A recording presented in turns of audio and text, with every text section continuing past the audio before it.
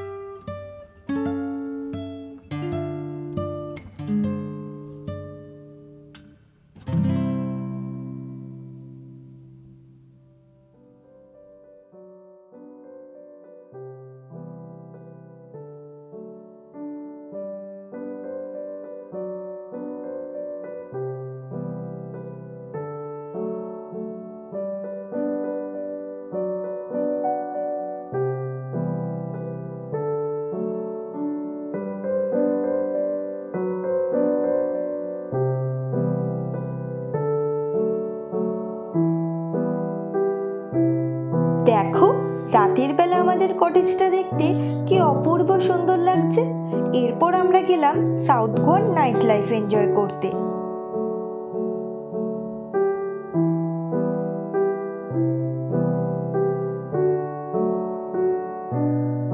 বিচে গিয়ে তো আমরা একেবারে মুগ্ধ হয়ে গেলাম।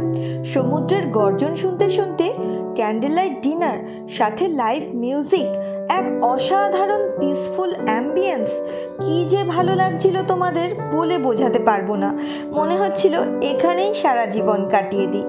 আমরাও সেদিন সমুদ্রকে সাক্ষী রেখে ক্যান্ডেল লাইট ডিনার করে আমাদের দিনটা শেষ করেছিলাম। আমার ভিডিও ভালো লাগলে please like, share and subscribe করে পাশে থেকো। Thank you.